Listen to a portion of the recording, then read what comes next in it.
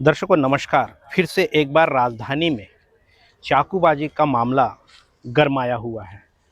आपने सुना होगा कि रायपुर राजधानी में कमिश्नरेट लागू हो चुकी है, कमिश्नर प्रणाली लागू हो चुकी है। उसके बाद भी आज अपराध नहीं थम रहे हैं। बीते रात संजय नगर आईडी प्लाट के आसपास जो घटना हुई, 5 लोगों की दर्दनाक मौत हुई है, जिसमें एक व्यक्ति फांसी लगाया और 4 लोगों को जहर दे करके मार दिया। ये घटना सामने में आपके सामने है और पिछले रात की ये घटना है।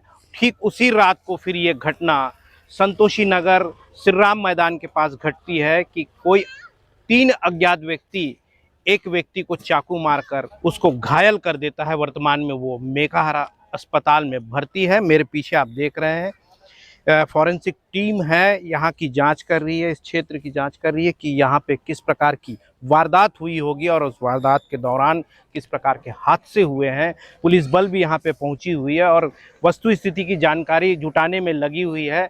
हमें अभी तक जानकारी ये प्राप्त नहीं हुई है कि आखिरकार ये हादसा और ये जो चाकूबाजी किस वजह से हुई है।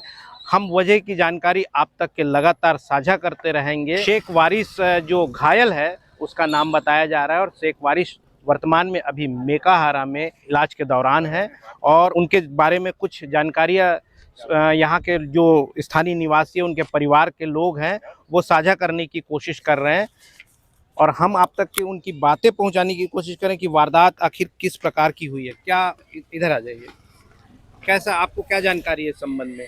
हाँ सर, ये मेरा भाई यहाँ पे पीने खाने के नाम से बैठा हुआ था अपना यार दोस्त लोग के साथ में। आपका भाई नशा करता था? नहीं, यहाँ पे बैठा था अपने दोस्तों लोग के साथ में, सुलभ आया था वो।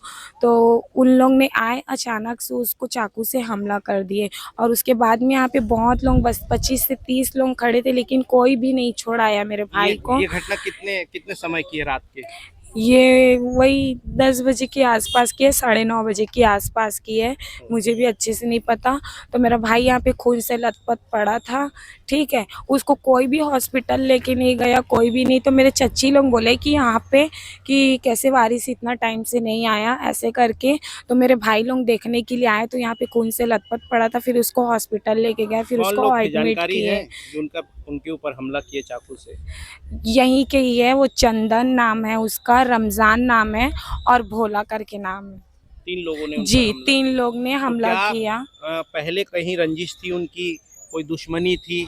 नहीं सर, वो मुझे नहीं मालूम उनकी दुश्मनी क्या थी क्या नहीं, लेकिन मेरे भाई के ऊपर अचानक से आके हमला करे उन लोग पीछे से और मेरा भाई ना गिर गया। एक चाकू यहाँ पे मारे कोथे में, तो मेरा भाई अचानक से गिरा। सगा भाई है? जी, मेरा सगा भाई है।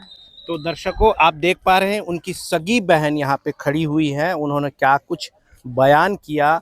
आखिरकार समझने वाली ये बात होगी कि शेख वारिस के ऊपर जो जानलेवा हमला हुआ, धारदार चाकू से उनके ऊपर वार की गई, तो आखिर इसका कारण क्या हो सकता है। पुलिस जो साक्ष्य में जुटी हुई है और उसके बाद ही कुछ साफ हो पाएगा कि आखिरकार ये वारदात किस प्रकार हुई। पुलिस विभाग से भी पूछने की कोशिश करेंगे इसके बाद, और इसके संबंधित और भी गवाह है ऐसा बताया जा रहा है, तो उस गवाह से भी हम मुलाकात करेंगे और वो क्या कुछ बयान करते हैं, क्योंकि वो गवाह सबसे ज़्यादा इम्पोर्टेंट बताया जाता है, क्योंकि वारदात के समय का सबसे चश्मदीद गवाह वही व्यक्ति था। वो उससे भी हम जुड़ेंगे और उससे जानने की कोशिश करेंगे कि आखिर ये जो मामला है किस प्रकार का हुआ। कल रात को जो चाकूबाजी हुई है उस मामले में क्या जानकारी है आपको? उस मामले में मेरे को इतना जानकारी है कि यार मैं खाना खा के आया, साथ में मेरे को शेख वारिस मिला। हम लोग दुकान जा रहे थे चाय पीने, चाय नहीं मिला तो हम लोग बोले सिगरेट गुटखा उटका कुछ भी खा पी लेंगे, ऐसा करे। दुकान जा रहे थे, उतने में यहाँ चंदन नाम का लड़का था, उसके साथ अन्य साथी और 1-2 जने थे।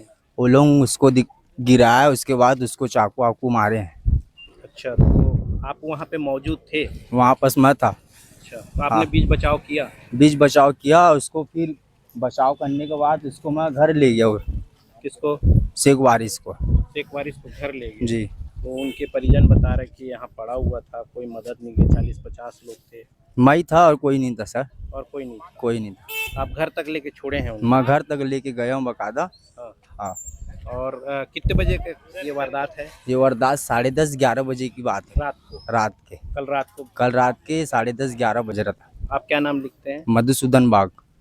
तो दर्शकों, आपने सुना दोनों गवाहों को किस प्रकार से वो बयानबाजी कर रहे हैं और इसकी जानकारी आप तक के साझा हुई है। बहरहाल जो स्थितियां अभी राजधानी की है, एक और 5 लोगों की मृत्यु हो जाती है और उसी रात में ये घटना घटती है, तो इससे ये अंदाज़ा लगाया जा सकता है कि राजधानी का जो कमिश्नर प्रणाली है कितना सजग है। लगातार क्राइम बढ़ते जा रहे हैं और उस पर कंट्रोल नहीं कर पा रही है प्रशासन।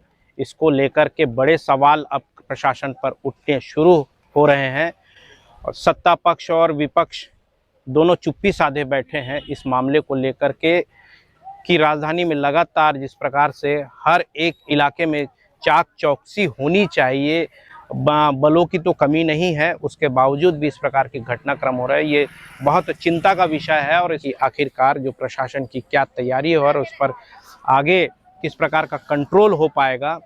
हम इस विषय को लेकर के फिर मिलेंगे और आपसे मुलाकात करेंगे और नई खबरों के साथ आपसे फिर मुलाकात करेंगे। तब तक के लिए दीजिए इजाज़त। मैं दीपक मजूमदार और आप देख रहे हैं हल्ला बोल न्यूज़। जय हिंद।